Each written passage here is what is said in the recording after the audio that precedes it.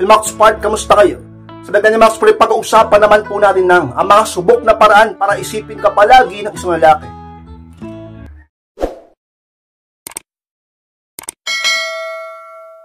At kung handa na kayong lahat ay magsulat po tayo at muli, be inspired!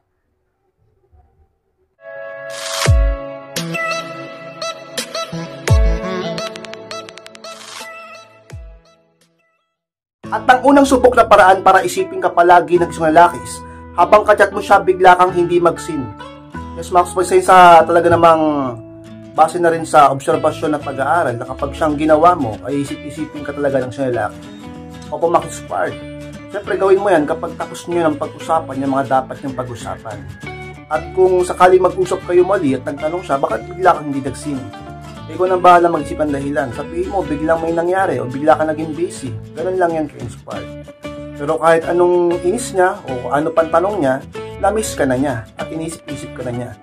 Alam niyo mga ka-inspired, ang paraan na yun talagang ginagawa ng karamihan. Baka hindi nyo lang pa nalalaman. Yung iba kasi sa inyo, talagang mahina pa sa ano sasabihin nating pagpapamiss sa isang lalaki o sumaba diba? Ka-inspired sa mga bagay na pwede mong gawin. Baka sabihin ng iba, ka-inspired, baka naman magalit sa akin, o baka naman sabihin nating awahin ako. Hindi yan ka-inspired. Lalo na kapag kapaminsan-minsan ay ganyan ka talaga. At kapag nasanay siya, isipin ka niya palagi. Kahit sa'yo naman gawin yan diba? Ikaw rin, magtataka ka. Tapos, siyempre, kailangan meron kang pinagkakabisihan. Dapat meron kang trabaho. Dapat alam niyang meron kang mga pinagagawa. Alam niyang dapat hindi ka tamad. Alam niyang hindi ka batugan. Kasi, gagawin mo yan tapos alam niyang tamad ka. Diba? Sipin yan. Ginawa mo tamad ka nga maghugas ng plato. Sabi mo, nagpaka-busy ka. Diba? Dapat alam niyang masipag ka, marami kang ginagawa at responsable ka. Para kahit na gawin mo yan, yung technique na yan, ay siguradong maunawaan niya. Tatanggap niya at masasanay siya. Sa mga paraan upang lalong mag-invest sa pag-iisip ang lalaki sa iyo. At kapag ang isang lalaki lagi nag-i-invest na pag-iisip sa iyo, mas lalo ka nagiging mahalaga. Mas lalo ka nagiging importante sa buhay niya. Mas lalo ka niyang hinahanap. Mas lalo ka niyang namimiss sa mga sikreto. Talagang subok na paraan upang ang partner mo, ang asawa mo, ang boyfriend mo, ay isip-isipin ka ka-inspired. At ang pangalawang subok na paraan ka-inspired para isipin ka palagi ng isang lalaki, gawan mo ng paraan para mag-invest siya sa iyo. Yan ang pangalawa ka-inspired. Ka-inspired, anong ibig mo sabihin na mag-invest sa akin? Alam niyo mga ka-inspired, kung bakit tayo na-attach, kung bakit tayo nahuhulog, na-in-love, nade-develop, diba? Nagmamahal, umiibig sa isang tao, dahil sa nag-i-invest tayo sa kanya. Ganun yan. Diba nga yung iba sa inyo, nagtataka kayo, ba't ko kaya nagustuhan to? Ba't ko kaya inibig to, minahal to? Hindi man gwapo, hindi man macho, tapos ang sama pa ng ugali. Ba't ko kaya minahal to? Kasi nag-invest ka sa kanya. Hinayaan mo siyang ligawan ka, hinayaan mo siya na kung ano mang ginawa nyo. Tapos, iniisip-isip mo na rin siya. Tapos, nag-effort ka na rin, namamasahe ka, nakipagkita ka, nagbibigay ka ng oras. Yun, yung mga investment na yun. Nag-i-invest tayo sa isang tao, kaya nai-inlove tayo sa kanya. Nagbibigay kasi tayo ng pansin sa kanya, ng atensyon, ng oras, naggumagastos tayo ng pera para sa tao na yun. Nag-i-invest tayo, kaya nai-inlove tayo. Diba? Kaya dapat gawa mo ng paraan para yung lalaki mag-invest sa'yo. Kung merong nanliligaw sa'yo, kung single ka pa ngayon at merong nanliligaw sa'yo, huwag mo kagad sagutin. Magpa-hard to get ka, hindi yung easy to get ka. Porket gwapo, sasagutin mo kagad. Dapat marunong ka na medyo sabihating i-challenge siya para, diba, mag-invest sa'yo. Bibilhan ka nito, lilibre ka ng pagkain, ilalabas ka, hihintayin yung chat mo, hihintayin kang, halimbawa, sinusundo ka niya, hinahatid ka niya. Hayaan mo siyang mag-invest sa'yo hanggang sa tuluyan siyang ma-inlove sa'yo, mabaliw sa'yo, sa dami ng ginawa niya para sa'yo. Di ba nga nagtataka yung iba, ito pa, isa pa to. Ka-inspired, bakit hirap na hirap ako mag-move on? Bakit hindi ko siya makalimutan? Dahil sa mga investment mo, ginawa mo. Nagbigay ka ng mahabang panahon sa kanya. Yung iba nga, di ba, naghiwalay, ilang taon na, naghiwalay pa. Pinanghihinayangan.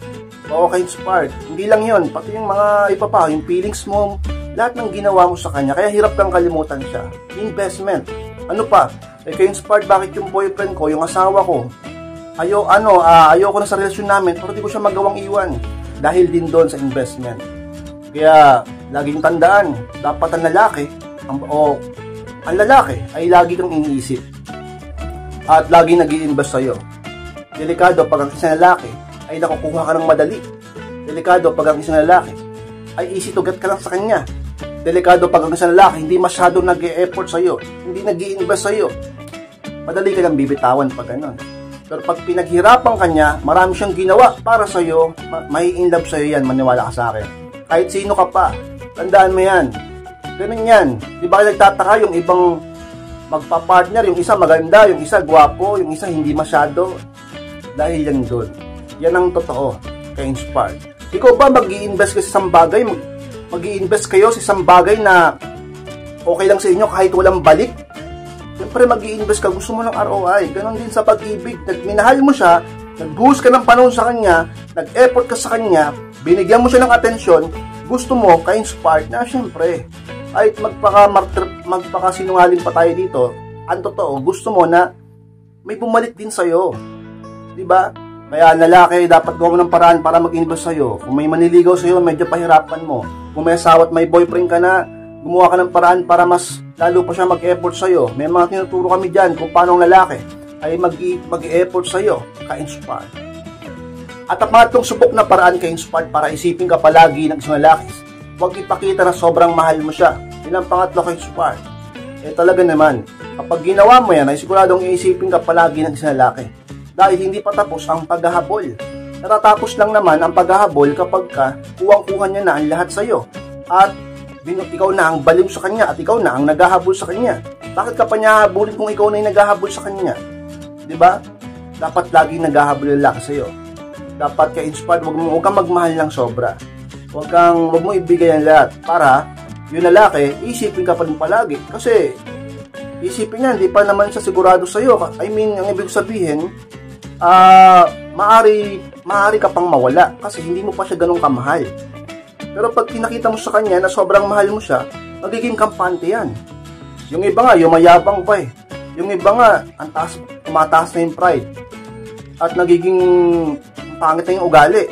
Diba? Kasi pinapakita mo na baliw ka sa kanya. Naghahabol ka. Tingin mo ba, hindi matatapos yung paghahabol niya pag gano'n? Hindi na siya maghahabol sa'yo. Binabalidate mo na siya masyado. At talaga namang binibigay mo na lahat. Ano pang paghihirap niya sa'yo? Bakit pa siya mag-i-invest sa'yo? Ikaw na nga lahat nagbibigay sa kanya. Yung ibang babae gumagastos pa ng pera para lang sa lalaki. Yung ibang babae, sinasakripisyo yung pamilya. Mas sinusunod yung puso kaysa sa magulang. O sabihin natin iniiwan yung trabaho. At kung ano-ano pang sinasakripisyo dahil lang sa pag-ibig. Ka-inspired, mas gamitin yung utak nyo kaysa inyong puso. Lagi nyo tatandaan na ang pag-ibig ay nandyan lang naman. Kung ito ay totoo, ito ay mananatili. Dapat unahin mo pa rin ang mga bagay na naging mahalaga rin sa iyo. Ka-inspired. Sa mga bagay talaga naman dapat mong tandaan. Huwag na huwag kang magmamahal ng sobra. Laging sapat lang. Kung meron kayong mamahalin ng sobra, at higit sa lahat, ayun ang Diyos. Ang Panginoong Diyos.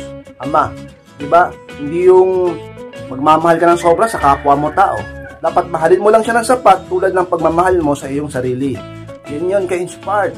Hindi yung mas mahal mo pa siya kaysa sa ibang tao.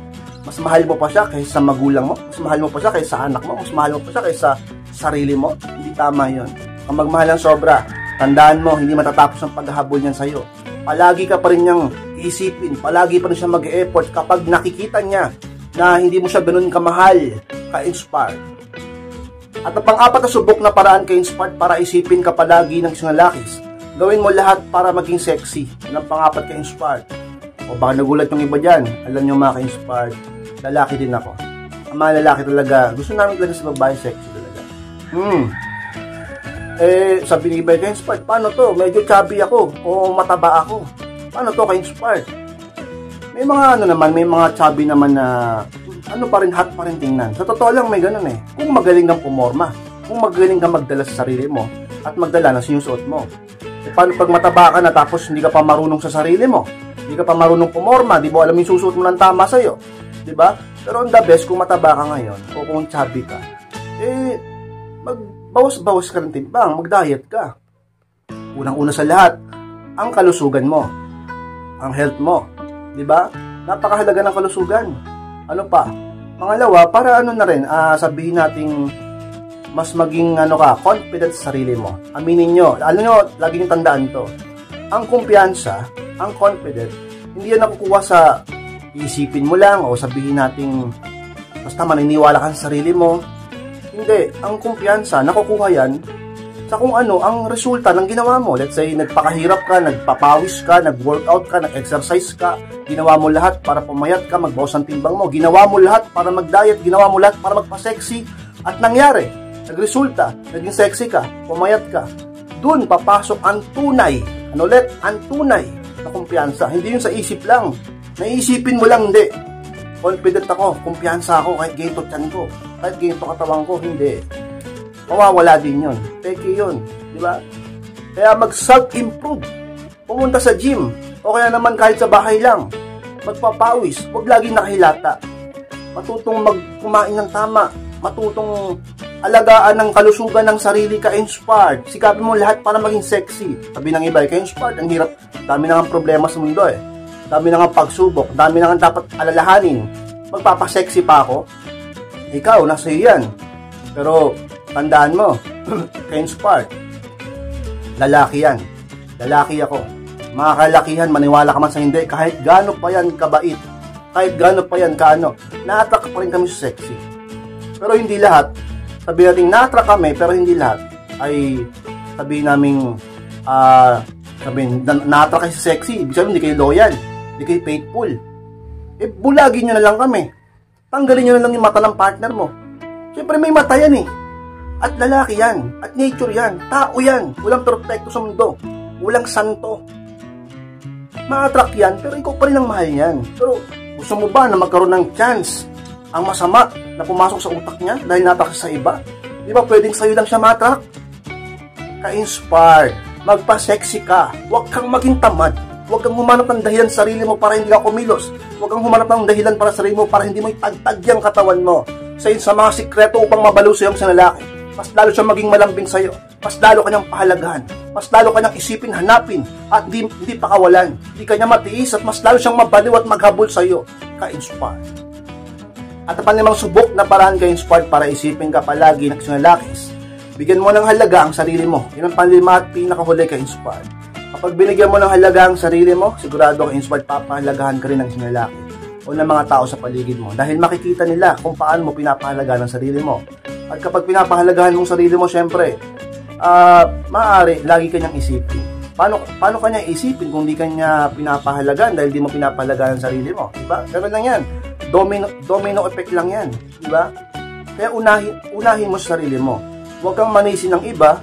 Huwag kang mag-isip ng kung ano-ano. Mag-focus ka sa sarili mo. Dahil kapag inuna mong sarili mo, pinahalagahan mo ang sarili mo, isipin ka niya. Ano pang ibang mga example, sabihin natin nag-away kayo, siya ang nagkamali, siya ang may kasalanan, yung boyfriend mo, yung asawa mo, bakit ka maghahabol? Diba? Ba't ikaw yung magsusorry? Ba't ikaw yung magpapakumbaba? Siya na nga yung nagkamali, siya na nga yung may kasalanan. Pinapahalagahan mo ang sarili mo pag ganon?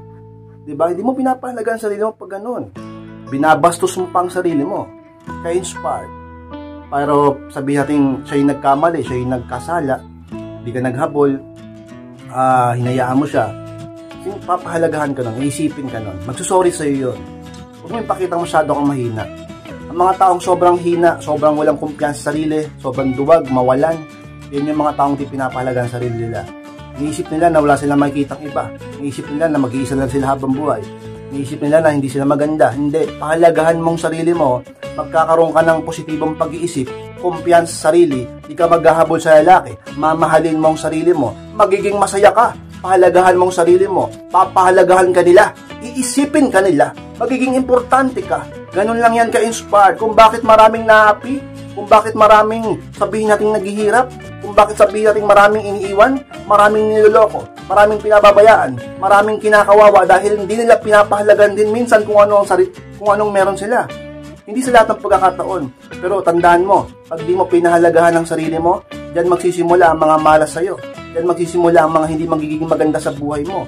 Pahalagahan mo ang sarili mo. Huwag kang magbisyo, huwag kang maghabol, matulog ka ng maaga, mag-ehersisyo ka, maging mabuti ka, huwag kang makipag-away, huwag kang manira ng ibang tao, lahat ng mga magaganda sa'yo lang. Lahat ng pangit, tanggalin mo. Pahalagahan mong buhay mo, pahalagahan mong sarili mo. Isipin ka nila, bakit? Sapagkat mamahalin ka niya ng totoo, ng sobra, dahil mabuti kang tao, ka-inspire. Sumasunod lang po na maraming salamat mga ka-inspire sa pagtapos po ng vlog nito. Gusto pong kalimutan na mag-like, comment, share na rin po upang makatulong din tayo sa iba. Sa mga hindi pa po nakasubscribe, ay pasubscribe na po mga ka-inspire at click na rin po notification bell upang maging updated kayo pag may bago akong upload. Sa mga gustong magpa-advise, magpa-coaching, pakimess lang po ako sa akin Facebook at pakichat ako mismo mag-reply at kakausap sa inyo. Maraming salamat mga ka-inspire, mag-iingat po kayong lahat. Mahal ko po kayo at muli, be inspired!